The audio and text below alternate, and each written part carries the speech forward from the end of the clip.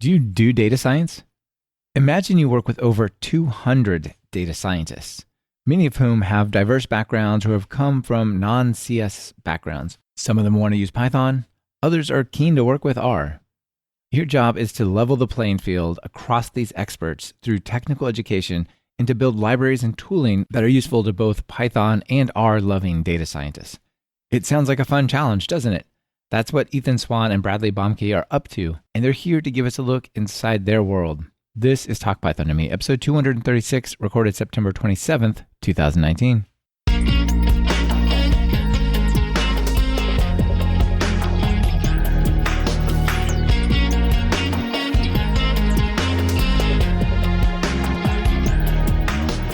Welcome to Talk Python to Me, a weekly podcast on Python, the language, the libraries, the ecosystem, and the personalities. This is your host, Michael Kennedy. Follow me on Twitter where I'm at mkennedy. Keep up with the show and listen to past episodes at talkpython.fm, and follow the show on Twitter via @talkpython. This episode is brought to you by Linode and Tidelift. Please check out what they're offering during their segments. It really helps support the show. Ethan, Brad, welcome to Talk Python to Me. Thanks. Good to be here. Yeah, thanks. Yeah, it's great to have you both here. It's going to be really fun to talk about enabling data science across large teams and this whole blended world of data science, which it sounds pretty good, actually. Sounds like a positive place. Yeah, it's definitely getting more and more tangled too. Yeah, I can imagine. So we're going to talk about things like R and Python and how those can maybe live together, how to bring maybe some computer science techniques and stuff to work together but across these different teams and so on. But before we do, let's get started with your story. How did you get into programming in Python? Ethan, you want to go first? I went into college as an undecided engineering major and didn't really know what I wanted to do, but I was pretty sure it wasn't computer science. I was pretty sure that was for people who sat in front of a computer, and it sounded very boring. And I got into the intro class for engineering and picked up MATLAB and just loved it. So from that point forward, I did some C and C++ in college, and then came out of college and started working in data science. I started with a little bit of R and then found I was a lot more comfortable with Python. And now I use it in my job and also a little bit outside of work for some personal projects. So I really, really enjoyed it after going through a number of languages. It's interesting that MATLAB was sort of the beginning programming experience. I think looking in from the outside at the computer programming world, a lot of folks probably don't think that. But, you know, I went through a math program and when I was studying, a lot of people, their first programming experience was working in, MATLAB and .env files and all that stuff. Yeah, well, it seems to be very useful across other engineering fields. And also it's relatively friendly. It's not like learning C or C++, which would probably scare a lot of people away. Yeah, absolutely. Brad, how about you? My background's much more along like economics. So I was in the Air Force doing a lot of life cycle cost estimates for, weapon systems, aircraft and the like. And a lot of that was done in Excel. And when I went up and I did my PhD, I started getting a lot of my research data. It was gnarly, just stuff spread out all over the place, ugly. And your PhD was in economics? No, it kind of, yes and no. I had a unique PhD. Okay. It's technically called logistics, but it was kind of a hybrid of like economics, applied stats, and ops research. Oh, right. Okay, cool. Yep. So, and the problem was, I spent a couple of months just trying to figure out like, how can I clean this data up and do my analysis within Excel? It was horrible. And so that was about the same time that Johns Hopkins came out with an online data science course through Coursera, and they featured or primarily focused on R. And that was kind of when I decided, all right, I need to take a programming language to really get through this research. You've outgrown Excel in the extreme, right? Yes. Yep. So did you abuse it pretty badly? Or were you trying to make it do things it just wouldn't? It's funny because the work I was in within the Air Force, it was your classic abuse Excel as much as possible, right? You open it up, you got a workbook that's got like 26 worksheets. You got stuff that is hyperlinked all over the place. You got, hard-coded changes going on in there, and you leave for 1 week, you come back, and there's just no way you can reproduce anything. And that was exactly what I was running into. And so that's really what got me into programming. I think there's a lot of people out there who definitely consider themselves not programmers, and yet they basically program Excel all the time, right? Right. And a lot of folks could follow your path and just add some programming skills and really be more effective. I think that's kind of a theme of past shows. I know you bring that up a bit where, a lot of people would benefit from having a little bit of programming skill that they could bring to their regular job rather than being full-time programmers. And that seems very true. Yeah, and it sounds like exactly like this is a scenario for that. And it's definitely something that I'm passionate about, so I bring it up all the time. The other thing I think that's interesting about programming in quotes around in Excel is we did a show called Escaping Excel Hell. And one of the themes is Excel is basically full of all of these go-to statements, right? Like you just go down and it says, go to that place, then go over here, and then go across this sheet over to that. It's totally unclear what the flow of these things are. It's bizarre. All right. So definitely programming languages are better. You both work at the same company. Let's talk about what you do day to day, because you're sort of on the same team, right? Sort of. We collaborate very tightly. So I actually work on the education team. So our company is called 8451. We're a subsidiary of Kroger. We're mainly their data science marketing agency, and we both work within the data science function. So my team is mainly involved with upskilling the function just generally. That may mean scheduling classes for people that are new starters. It may also mean what we call continuing education. So figuring out what people need to learn going forward to stay relevant in the industry. I tend to be more on the technical side of that team, and that means that I collaborate more tightly with Brad's team, which is more aligned to the technology. Yeah, for sure. And Brad, how about you? Yeah, so my team really focused on building kind of like internal components or internal packages. Yeah, I'm sure we'll talk more about this a little later, but we have about 200 data scientists that are at some point transitioning to using R and Python primarily, or already are. So we try to standardize certain tasks as much as possible. And, we'll wrap that up into like an R or Python package and kind of have like that centralized business logic for our own internal capabilities as a package in either R or Python. So that our team just focuses a lot on building those packages. Yeah, that sounds super fun. It sounds like almost as if you're a small software team or company building all these tools for the broader company, right? Or the broader data science organization. One thing that's definitely coming more and more clear is, we have kind of like the traditional data scientists, and then we have the traditional like engineering function within the company. And there's kind of like that big void in between that kind of bridges that gap, right? Where you have folks that have somewhat the software engineering capabilities, but they're coming from it more of a data science perspective, right? And they can build things that are a little bit more geared directly to how the data scientists work. Yeah, interesting. We have about 250 total data scientists, just for a sense of scale, which is one of the reasons that we have a dedicated internal team to enable them, because at that scale, so many people are doing similar work that it makes sense to automate some of that stuff to build it into packages and things like that. I can't think of many other companies that have that many data scientists. Why don't you tell folks what Kroger is? Because I know, being here in the US and certainly spending some time in the South, there, Kroger directly is there, but they also own a bunch of other companies and stuff. So maybe just give people a quick background so they know. Kroger is in, I believe, 38 states and has something on the order of 3,000 stores. So it's just an enormous grocery chain in the U.S. So you may not have seen Kroger itself under the name Kroger because they own other chains, Ralph's, Food for Less. I think there's 20 different labels. But yeah, they're all over the place. And so it makes a lot of sense to have some sort of customer analytics organization, which is what we are. There's a lot of analytics around grocery stores and things like that, and how you place things. There's the story of putting the bananas in the back and back corner and things like this, right? There's definitely a lot of different areas. So yeah, the banana story, or like the milk in the back, people often tell what might actually be apocryphal, this idea that like these things are in the back because it makes people go get them and walk through the rest of the store. It might be true, but at this point it's so ingrained, I'm not sure anybody knows. But there's other areas too where it's like, what kinds of coupons do you mail people? So in general, when people ask me what my company does, the simplest summary is when you get coupons from a grocery store, that's people like us, essentially. Okay. Where based on what you bought in the past, we know that like you would probably appreciate these kinds of coupons. Largely the way you probably collect data, I can imagine two ways or maybe more. Is one, just when people pay with a credit card, that credit card number doesn't change usually, right? So you can associate that with a person. And then also, a lot of these stores in the US have these membership numbers that are free to sign up, but you get a small discount or you get some kind of like gas reward point. There's some kind of benefit to getting a membership and always using that number. And that obviously feeds right back to what you guys need, right? Yeah, like that loyalty membership that a lot of folks have, and that is like the majority of customers. That's really what allows the data science that we do to kind of like personalize shopping experience, right? So if you're going to go online and do like online shopping, or if you're going to likely be going to the store in the next week, we can try to personalize. What do we expect you to be shopping based off of your history? We can link that back to your loyalty card number and everything. Yeah, super interesting.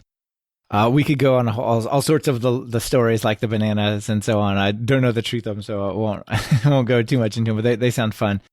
But 250 data scientists, that's quite the large group, as I said. And that's a little bit why I touched on the MATLAB story and the Excel story, because people seem to come to data science from different directions. I mean, you tell me where your people come from, but there's the computer sciencey side. Like, I want to be a programmer, or maybe I'll focus on data, but also just statisticians or people interested in marketing, or all these different angles. And that's an interesting challenge, right? With 250 analysts or data scientists, you have this huge spectrum of kind of like talent and backgrounds.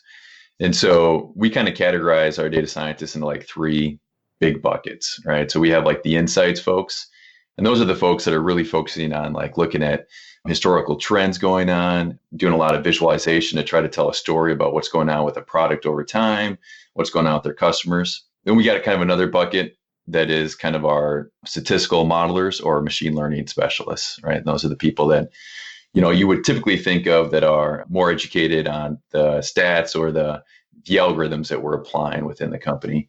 And then we got another bucket that's technology, right? And those are the folks that are really specialized on usually like the languages that we're using, R, Python, really understanding like how to really be using Git, how to be using Linux, and kind of maneuver around all the servers and different tech stack environments that we have going on. Obviously, the largest bucket is that insights. And I don't know what the actual number is, but I always say that roughly 60 to probably 70% of our data scientists kind of fall towards that insights. And that's kind of where you're going to see a lot of folks that have a background that would be typically aligned with like a business analyst, right? Maybe they're coming from more of an engineering or economics background.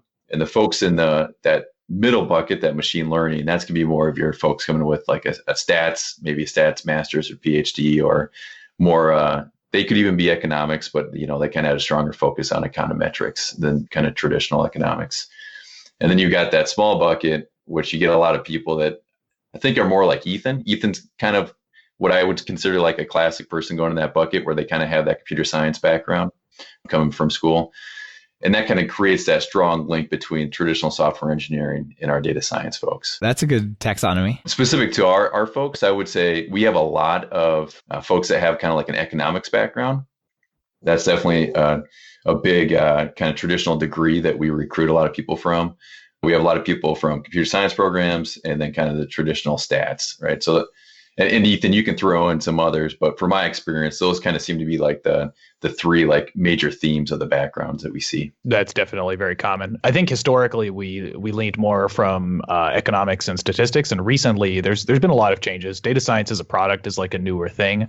In the past, I think there was less of a need for strong technical skills being a data scientist, if that formal title even existed, right? Right. It was so new. It's like, can you make graphs out of this big data with? Yeah, we love you. Just do that, right? Things have really changed, and especially because we've moved into using distributed systems like Spark, and those things simply demand a higher level of technical expertise, and that's part of the reason that we've shifted to hiring more technical people to at least support and sometimes do different work. Sure, and that probably also feeds into why you all are building a lot of internal packages to help put a smooth facade on top of some of these more technical things like Spark. That's definitely been a theme of shifting to new platforms. So, like probably most companies, we have a monolithic database system that for a long time we've relied upon. So most data scientists are pulling from one primary database.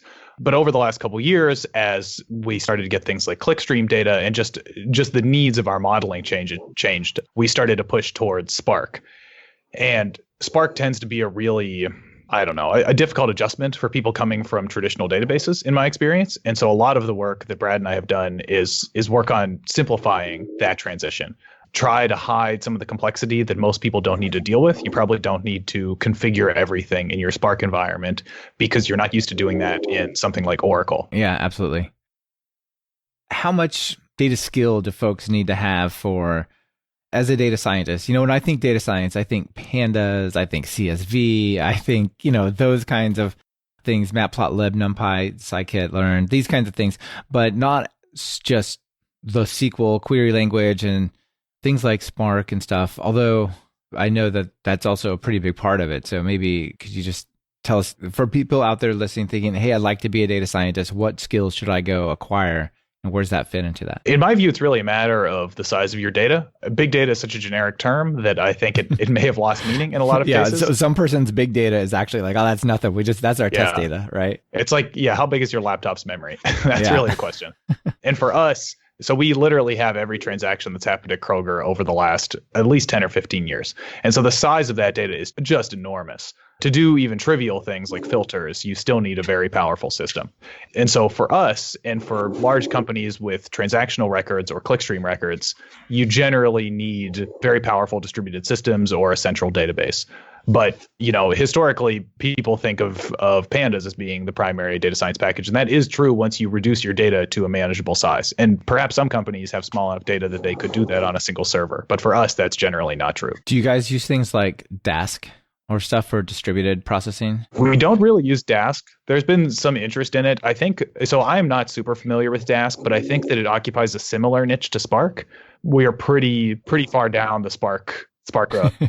Sure. Once you kind of place your bets and you invest that many hours of that many people's work, it can't just be slightly better or slightly different or whatever. It's got to be changing the world type of thing to make you guys move. We're also pushing towards migrating a lot of applications to the cloud. And in doing something like that, you sometimes are a little more restricted in what you can do in an enterprise setting because there's rules about how your environments work and things. And so we don't generally get to customize our own clusters, which you might want to do for Dask. So we have an engineering and architecture team that sets up the Spark clusters for us that then we as data scientists log into and use for our work. That's kind of handy. I know there's a lot of places like that where there's just cluster computing available. Like CERN has got some ginormous set of computers. You can just say, run this on that somehow, and it just happens.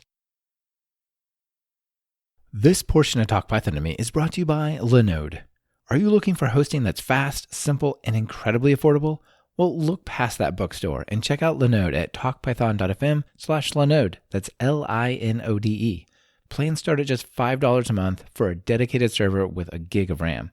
They have 10 data centers across the globe, so no matter where you are or where your users are, there's a data center for you. Whether you want to run a Python web app, host a private Git server, or just a file server, you'll get native SSDs on all the machines, a newly upgraded 200 gigabit network, 24/7 friendly support even on holidays, and a 7-day money-back guarantee. Need a little help with your infrastructure? They even offer professional services to help you with architecture, migrations, and more. Do you want a dedicated server for free for the next 4 months? Just visit talkpython.fm/Linode. One of the things I think is interesting is this blend between Python and R. And it sounds to me like people are coming to one of those two languages, maybe even from somewhere else, maybe from Excel or from MATLAB or some of these other closed source commercial tools. What's that look like? Because for me, it feels like a lot of times these are positioned as an exclusive Python or R conversation, but maybe with that number of people, it's a slightly different dynamic. What's it like there for you? I would say historically, at least my experience, what I saw a lot of were people that were coming more from a computer science background, kind of naturally aligned with the Python mindset and syntax. And the folks that traditionally came from a stats background or more of a business analyst kind of gravitated towards R. And I still see a lot of that, but I think it's starting to change quite a bit because you're getting more of these data science programs in universities. I mean, you're starting to get more of a mix within those programs. And those programs are trying to either select one language or they're blending two languages throughout the curriculum. So we still see a lot of crossover and folks coming with more of an R or Python. It's just, to me, it's not as easy to kind of pick out who it is, right? I used to be able to look at someone and, they said, well, I went to school for computer science. And it was like, okay, well, obviously you're going to be a Python, more likely a Python than R. That's not always the case. So to me, it's getting a little bit more blurred. I think a lot of it just has to do with the environment they're coming from. So if they're coming from a university, then, which university and what language are they just kind of defaulting to? Maybe even down to who the professor was and what book they chose. Exactly. Yep. Right. I feel like it's almost not even chosen. It's this organic growth of, well, I was in this program and I had this professor a lot, and that professor knew Python or they knew R, so that's what we did, right? That Yep. And then also, I think a lot of folks coming from, if you got experience in industry and you're coming from a different company over at 8451, then lots of times it just kind of depends on the size of that company. It seems like companies that are smaller, that maybe working with smaller data sets, have a smaller infrastructure. It's easier to work on your local RStudio or PyCharm IDE and do your work. Yeah. Those companies that are much larger and you need a larger infrastructure for your tech stack, I feel like they're kind of gravitating more towards Python. There's other reasons behind that, but so I think the size of the company also determines it. it's probably wired a little bit more aligned with a computer science and DevOps side of the world. And, Yep. it's probably just there's a greater tendency for those folks to also be using Python rather than to also be using R. Because, if you come from a stats background, what do you know about Docker? Right? I mean, probably not much unless you had to just set it up for some reason for some research project, right? We find that, especially at our size, having a very large dedicated engineering function and an architecture team and these other more technical teams tend to be a lot more fluent in Python. And so even in communicating with them and like when you have proof of concept applications, if you want to say we're going to try to deploy something in a new way, that team is going to be a lot better able to support Python in general because it's more like their background.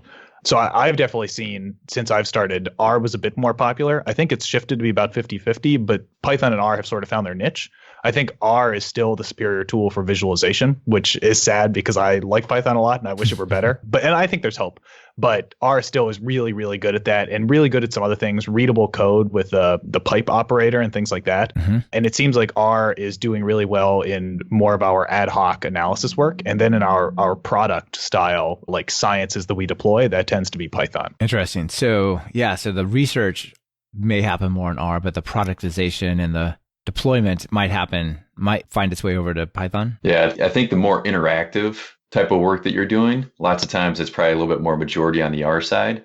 But the more we're trying to standardize things or put things in some kind of automated procedure for production or whatever, that's when it starts to kind of gravitate towards Python. Just because that's usually when we start getting the engineers involved a little bit more. And then how can we integrate this within our tech stack? And there's usually just less friction if we're doing that on the Python side. Okay. So you talked about building these packages and libraries for folks to use to make things like Spark easier and so on. What is your view on this blended Python R world? Do you try to build the same basic API for both groups, but keep it Pythonic and, I don't know, R-esque, whatever R's equivalent of Pythonic is?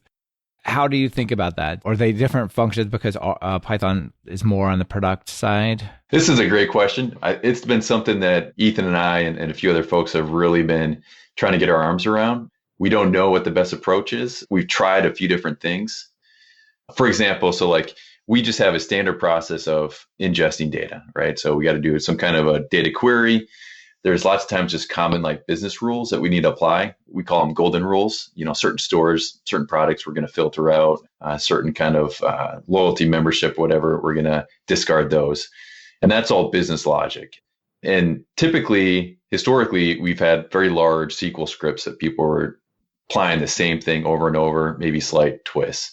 A lot of that stuff we can just kind of bundle up in both an R and a Python package to apply that golden rules or the business logic, and it just makes their work more efficient, right? So now their data query goes from applying this big script to just all right, here's a function that does that initial data query, get that output, then go and personalize your science, whatever you're doing. Something like that, that's a great way where we can have both an R and a Python capability as long as it doesn't get too large, right? So when we do something like that, we want to try to keep the R and Python packages a similar capability, right? So that the output that we get from both packages are going to be the same, that the syntax is going to be very similar, that the functionality is going to be very similar as well, right? So basically, we want somebody to look at R and the Python package. It's doing the same thing. We're getting the same output. It has no impact on the output of the analysis, regardless of what package you use. Yeah. Well, it sounds super important because if you evolve or version that SQL query just a little bit and they get out of sync, And then you go do a bunch of predictive analysis on top of it. And you say, well, we decided this, but actually earlier we thought this, but now it's that. Like, no, that's just a different query. This is the problem, right? Like, it seems it's a like huge problem. Yeah, it seems like you really want to control that. If you can bundle that away into here, call this function, we'll tell you what the data is, and just maintain that. That's great. But even that, kind of what you're talking about right there, we see the same thing happen when we're building these packages kind of in tandem between the two languages.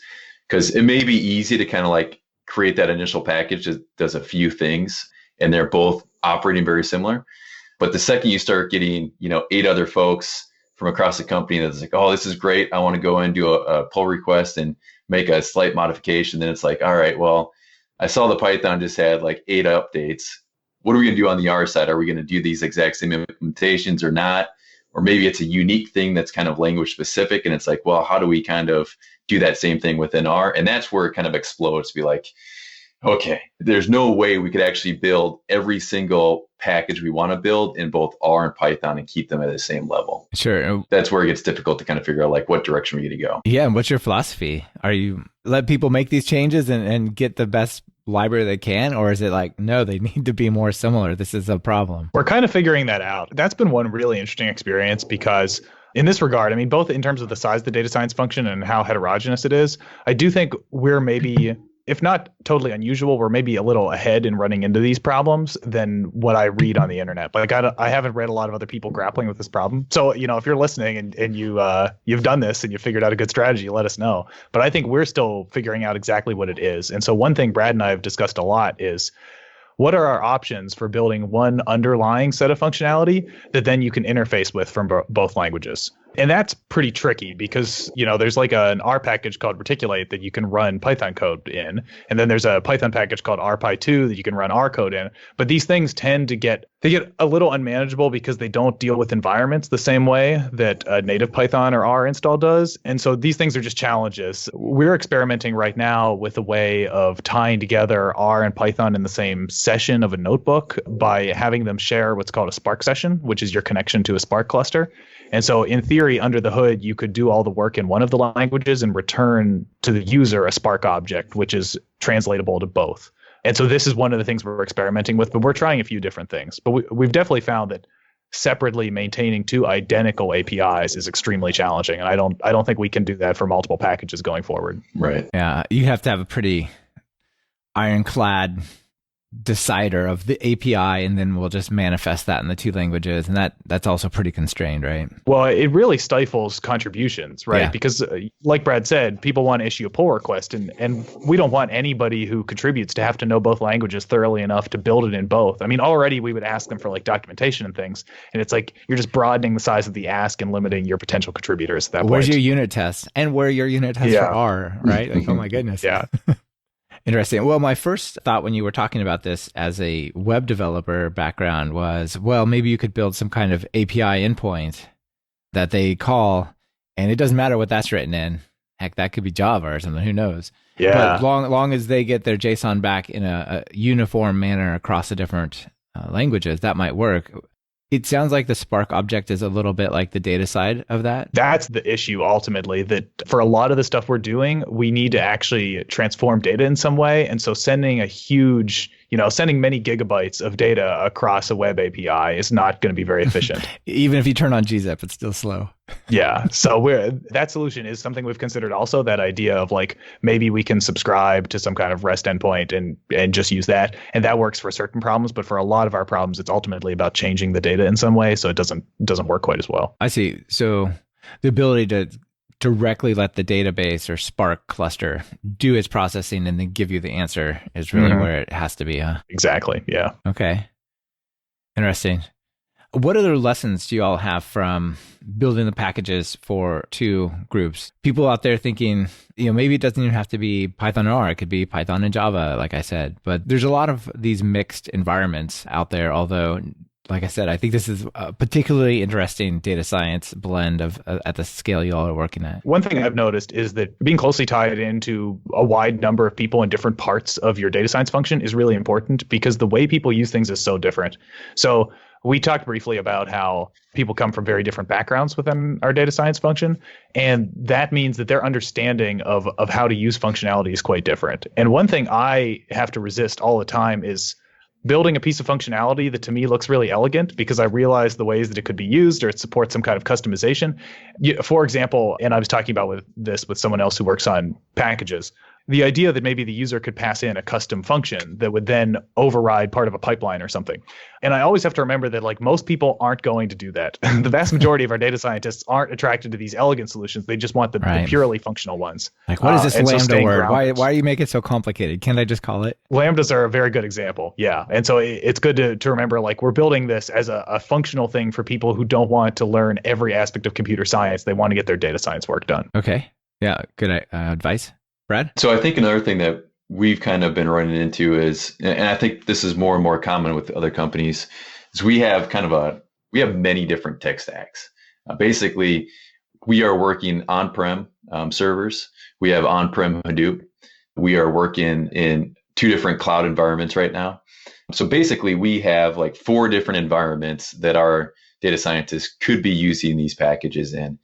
And so a lot of times it takes a lot of planning. Like, are we going to actually try to make this package completely agnostic to whatever environment you're in and be able to use it? Or do we just want to say, hey, look, this is a package that does this one capability, but it's specific to this one cloud environment? And that takes a lot of planning. I think going into it, like myself, Ethan, several other folks, we have built packages before, but it was largely like in more of an isolated environment, or it was just like, I'm just building a package that someone's going to use on their local ID on their own laptop. It's focused, and you know what they're going to try to do with it. Right. That, yeah. So I think we've gotten a lot better at like really trying to plan out like, what do we want this to look like, and what are the stages that we're going to take. That's still something we have a lot of work to do and get better at. But I think the nice thing is we have kind of a group of data scientists that are really getting better at this, and it's allowing us to kind of like understand like good, proper software engineering and approaches to that. And I think that's slowly kind of filtering out to the other data scientists. As we get smarter, we're trying to upskill other folks on thinking that same way. Sure. Yeah. And building off what Brad's saying about like the challenges of building packages in an enterprise environment for people to use them in a variety of different ways. One thing that was new to me was like building this stuff through enterprise tools is quite different than doing it on your own. So a lot of people who maintain things like open source packages are using Travis CI, for example. And we have like an enterprise CI/CD solution.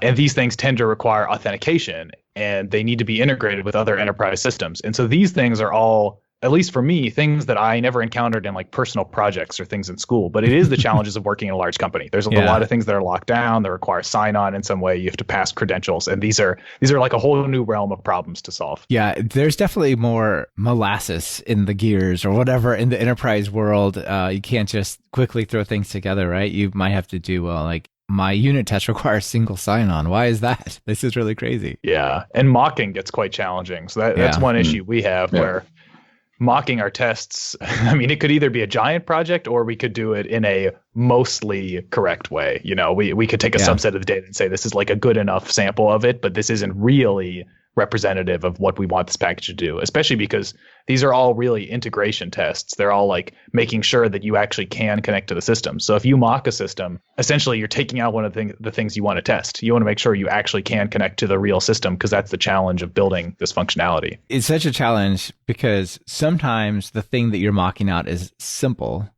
but sometimes it's such an important system that if you don't do a genuine job of mocking it out, then what's the point of even having the test? I'm thinking of like complicated databases with 50 tables. Right? Yeah, sure, you can tell it's just going to return this data when you do this query, but what if the data structure actually changes in the database, right? The tests run because it thinks it has the old data, but what does that tell you, right? Or if you're integrating with, say, AWS and talking to S3 and Elastic Transcoder, and you got to get some result, or like Elastic Transcriber for text, and you're going to process those, at some point, you're almost not even testing if you mock it too little. And then, like you said, it's a huge project to recreate something like that. It's funny you say the 50 tables thing, because our central data mart is itself about 50 tables. And then occasionally we also rely on things that are created by other data scientists. And so the scope of it is very large, and it changes a lot in the background. And then also, I tend to feel that Spark is a much more immature technology than some of the old database technologies. And so updates happen that actually change the functionality of the system. Yeah. And suddenly it's like the things that worked before don't work anymore. And you're mocking, like if you mock up Spark, that's not going to work. It's not going to be the same. Yeah, it's going to say the test fast, but it'll wait till production and maybe Q&A to fail, right? Yeah. These are things we have to think about more and more. This portion of Talk Python to Me is brought to you by Tidelift. Tidelift is the first managed open source subscription, giving you commercial support and maintenance for the open source dependencies you use to build your applications. And with Tidelift, you not only get more dependable software, but you pay the maintainers of the exact packages you're using, which means your software will keep getting better. The Tidelift subscription covers millions of open source projects across Python, JavaScript, Java, PHP, Ruby, .NET, and more. And the subscription includes security updates, licensing, verification and indemnification, maintenance and code improvements, package selection and version guidance, roadmap input, and tooling and cloud integration. The bottom line is you get the capabilities you'd expect and require from commercial software, but now for all the key open source software you depend upon. Just visit talkpython.fm/tidelift to get started today. So you talked about the 4 different places where code runs, Brad. You've got your Hadoop cluster locally, your Spark cluster locally, the 2 cloud vendors that you're running on. Where are you headed?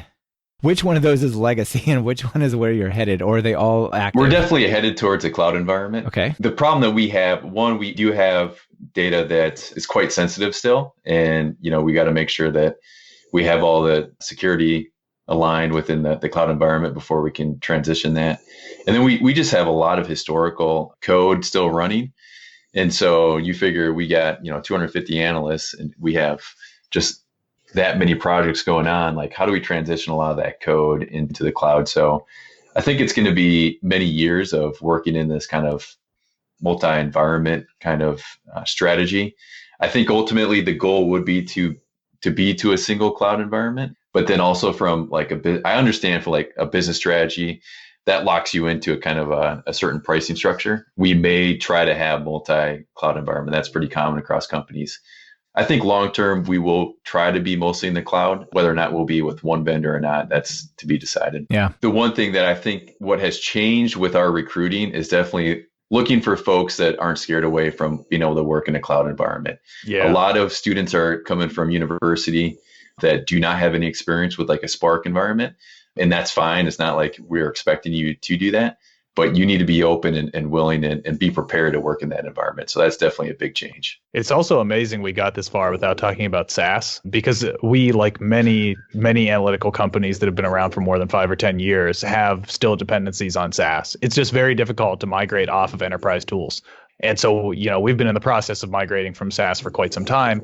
And it's funny because when I came in here, which was 3.5 years ago, the company was almost entirely on SaaS, and R was like the upstart language. And I think I was one of like 2 or 3 Python users in the whole company. And things have changed a lot, but like making the final cut, severing ties from old technologies is challenging. And it's one of the reasons we have so many platforms. You just end up with production things running on all these platforms, and it would be a lot of work to change them. So it just moves slowly. Well, some of those systems, they're carefully balanced and highly finicky, but important, right? And if you try to change them and you break it, all of a sudden that becomes your baby. You have to babysit when it cries at night, right? Like, I'd rather not have SaaS, but more than that, I'd rather not touch that thing and make it my responsibility, because currently it's not, right? Like that's certainly an enterprise sort of experience, right? Yep, for sure. Yeah. Well, what's the transition been like from this somewhat expensive commercial product over to the combination of Python and R?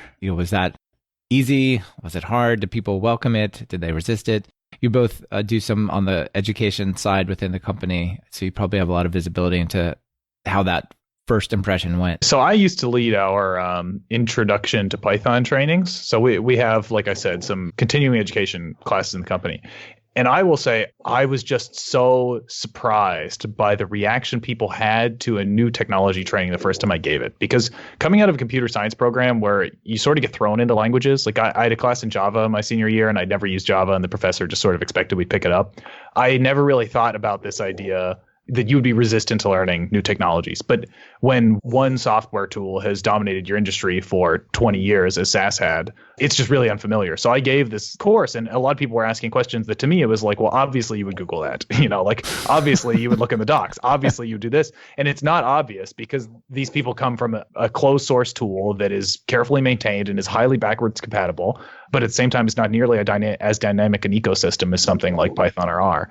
And I think I've watched the culture change a lot since I started. And I look at even the people coming out of school that start, and they're so much more willing to jump into things, which I think is great. And even the people that were here when I started have gotten more that way as well. People have just learned that the culture of open source tools is very different, and you have to be more willing to jump from thing to thing. And as we introduce new technologies, because we still do, people are more able to learn those, which I think is really great. I can certainly see that.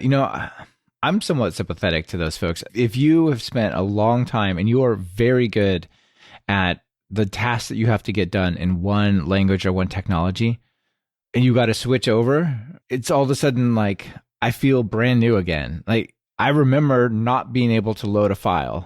I remember not being able to actually properly, efficiently query a database. I remember all these things. You're all of these I have these problems again. I thought I was beyond that, right? And that's certainly challenging. The other thing I think that makes it tricky going from something like that, or even something from say C# and .NET, where there's a Microsoft that says, here's what the web stack looks like, and we'll tell you in 6 months what the changes are going to be, is in the open source space, there's probably 10 different things that do what you want to do.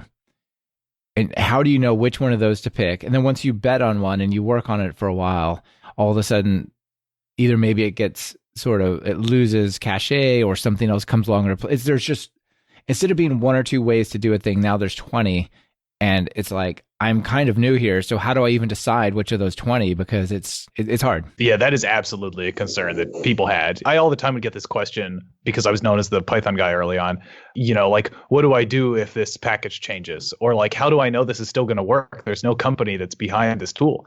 And if you come from this world, if you come from the open source side, you think two things. One, most of the time, this stuff keeps working. The core functionality is extremely stable. All the most popular open source languages, they don't just stop being maintained. This stuff is extremely, extremely well used. And also, that if a package is no longer maintained, you look for another one because that stuff happens dynamically. And it's unusual. You'd have to be using something pretty fringe, but it's unusual for you to end up being just out of luck in terms of having some functionality available to you. Right. Yeah. There's some few edge cases, but it's not common. And there's always you can fork it and just run it, right? If you use something that's pretty mature, the chances that it has a massive show-stopping problem discovered down the road, they're not that high usually. Mm-hmm. Things stick around, right? NumPy is probably not going to go unmaintained. Exactly. Django still has users, things like that, right? That's one thing that we do try to do internally. And it's one thing that we're trying to get a little bit more smart on how we do it. But with so many packages and so many capabilities out there, it's how do we make sure people are using kind of a core set of packages that we kind of endorse or do the primary things that we want to do? We try to create a little bit more structure around what packages should we be using internally, and then what's the process of bringing in a newer package, right? Do you guys have a white labeling process where you sort of vet them, or how does that work? We're getting a little bit better about setting up a sandbox area where, if we find a package that is new, or even a package that's just on GitHub and not PyPI or CRAN, then how can we bring that in, do some testing, make sure that there's not any interactions going on within our servers or whatever. And then as long as we kind of pass all those regression tests, then we can start bringing that in formally as a standard package in our servers or wherever. Do you have a private PyPI server? I don't know if you do have CRAN, but CRAN server as well, that you have more control over, or do you let people just pip install straight off the main? We use Artifactory, which is a tool that basically sets up those package repositories, and you can have it clone them. So, we have what looks like a copy of PyPI, but then we blacklist certain things, or we whitelist certain things depending on the environment. Yeah. And it works for CRAN as well. That's it seems like a very elaborate system, but for you all, it sounds like it's the right thing. The nice thing about that is with our internal packages, we can actually have our CI/CD process push them to that Artifactory so that they could do, pip install whatever the package, or install.packages in R, that package name. And it's like you are importing it from PyPI or CRAN, but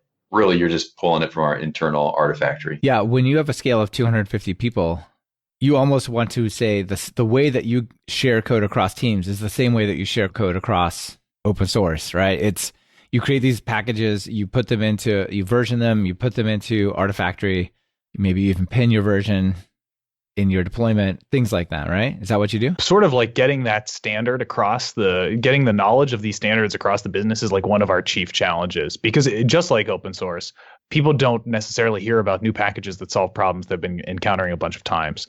So while we encourage people to do things like pinning packages, we're still at an even earlier step where it's like, be aware of what new functionality is in these packages we're using. Because all the time I see people setting up elaborate configurations with Spark, and then I tell them we have a package that we first released 1.0 like 2 months ago. And it's like, all of this could be done for you, and we can send as many emails as we want, but people who work with 249 other data scientists delete a lot of emails because there's too many. so finding a good... Yeah, it's another plague in the enterprise is like everyone thinks that you need to be copied if there's even a chance you need to know about it. And what it results in is if everything's important, nothing is important, right? A big problem, yeah. And so figuring out how to socialize the way to use these packages and what packages even exist, and then beyond that, like how to use them properly and version things properly is always something we have to think carefully about. How do you all do that? I mean, just letting folks know, like, there is now a library that you can install that solves this problem or does that, or it has this challenge. We're looking for feedback on how to make it better. Like, how do you get the word out about your projects and packages internally? So we try to start doing a little bit of like beta testing. So if we have a brand new package we're developing before we actually do a full release, we'll try to get a group of folks that do some beta testing on it to kind of give feedback. One, is the functionality there? Are there bugs that we're missing? Two, is the syntax kind of logical, coming from more of the data science perspective? And then three is the documentation there that they need to basically pick up from, no knowledge of it, and start applying it. And that gives us that good initial feedback. And then once we start getting a first release and everything, right now what we are doing is basically doing that email blast to all our data scientists and saying, here's the version number, here's what's new, what you need to know, how it impacts you. But ultimately, I think what I've learned is that the most important thing is having advocates across the company that know about this, because often new functionality will arise and will only take over in part of the business. When you have 250 people, it's like the who knows about what is very different across teams. And so one of the things we focused on with like our beta testers is making sure that this is a well-rounded group of people in different teams. So those people serve as sort of the evangelists to tell other people on their team, like, well, when you run into these problems, you should be doing this.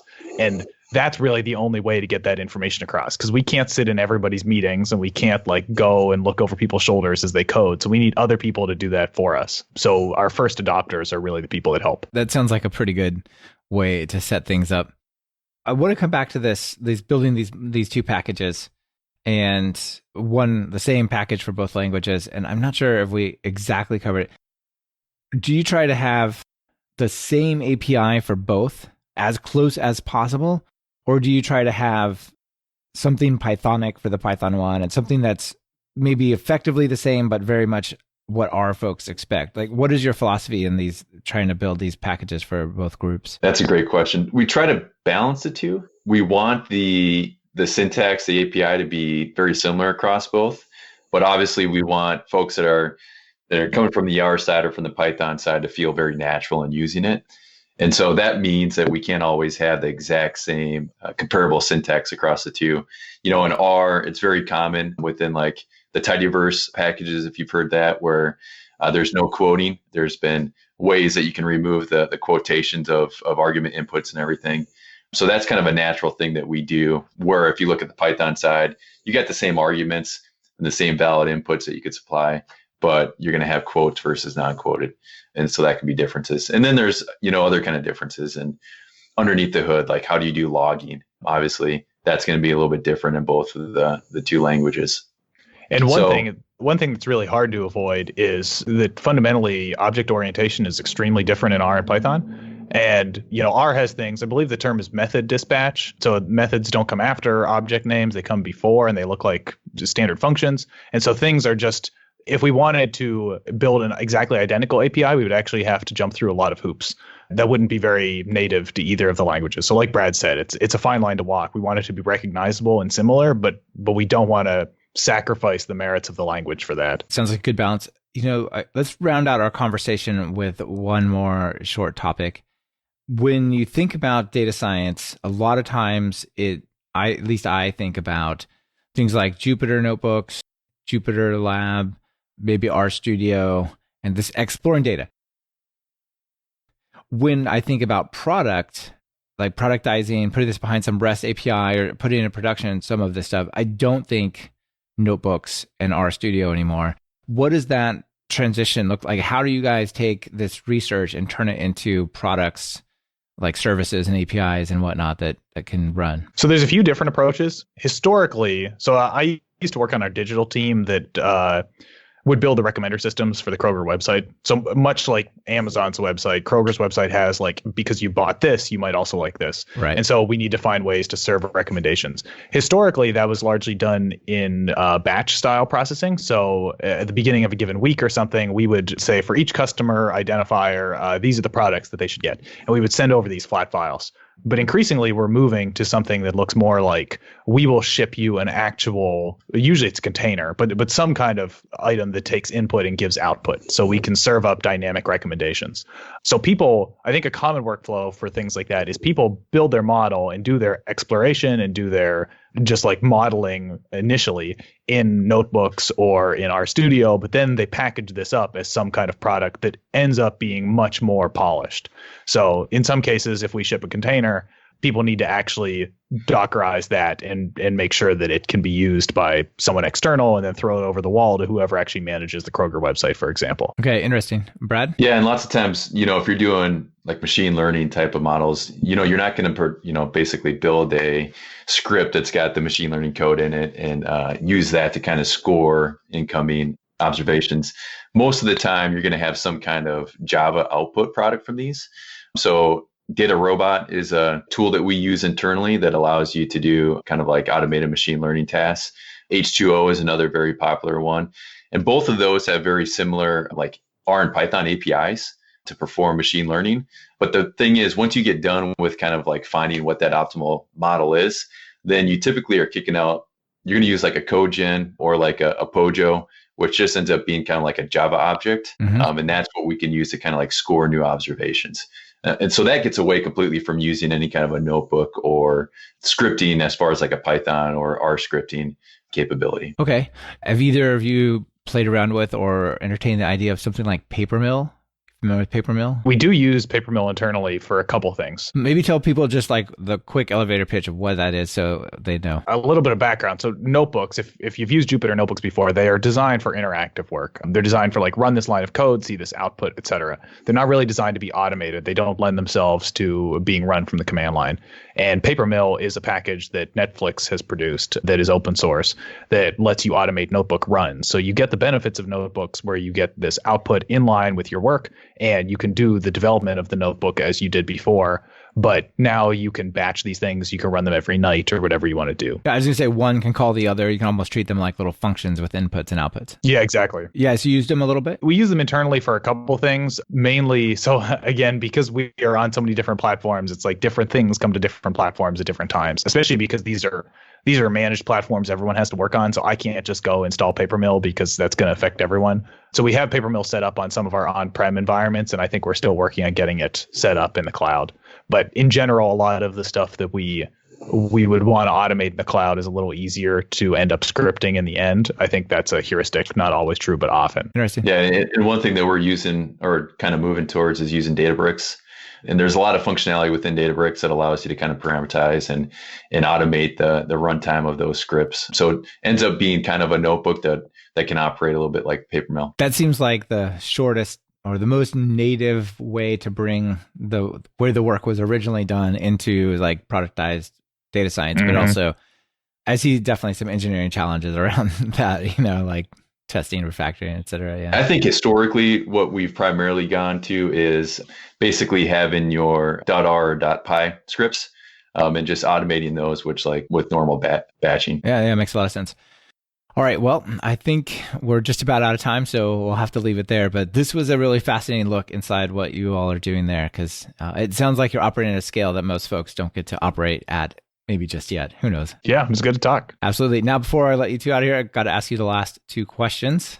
So let's go with you, Ethan, first. If you're going to write some data science code, I'll generalize it a little bit this time around. What editor do you use? I'm pretty all in on Vim, which is not all that popular in data science. I use Jupyter Notebook sometimes. I found a lot of extensions that let me use the Vim key bindings, but old habits die hard. I've dabbled in VS Code recently, but I always come back to Vim. All right, cool. Brad? I do write a lot of R code, so RStudio is kind of my go-to. Even when I write my Python, I definitely enjoy writing it within RStudio. RStudio actually supports multiple different languages, and it's just one of those editors I've gotten used to.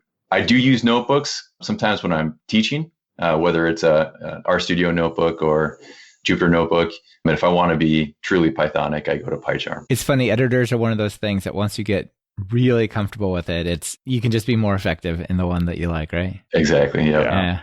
Cool. And then notable PyPI, or Brad, if you want, CRAN package for folks out there, some library you ran across that people should just know about. Maybe not the most popular, but you're like, I found this thing and it was amazing and I didn't even know about it. I am all in on this package called Altair. I think you've had Jake Vanderplas on the pod before. I have, yeah. Earlier, I alluded to Python's relatively weak visualization ecosystem for data science, and it is...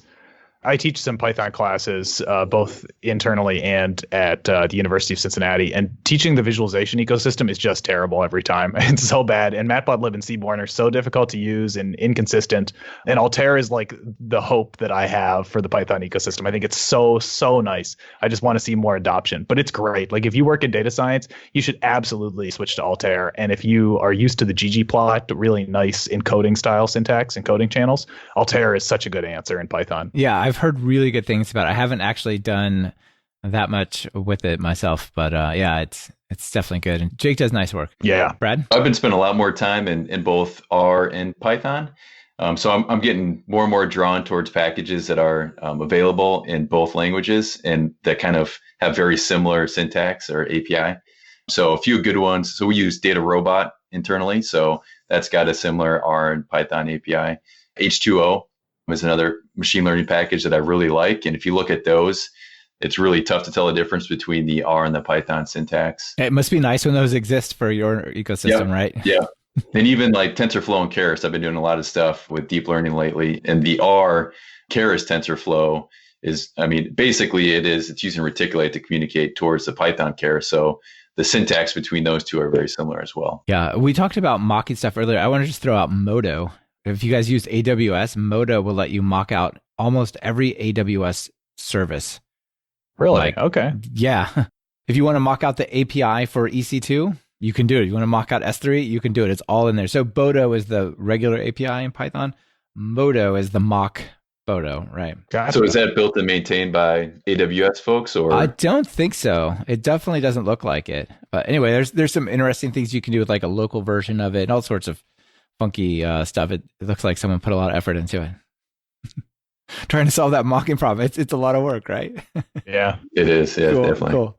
All right. Well, Ethan, Brad, this has been really interesting. Final call to action. People maybe want to try to create these unified environments or work better across their data science teams. What will you tell them? It's worth investing in having some kind of centralized data science team within your overall data science department that works on these resources. You know, you have to carve out time for people. Brad and I are both, I think, pretty lucky to be able to do this as most of our job. If you don't have that time carved out, people just don't have time to contribute to centralized resources, and you end up with a lot of duplication of work.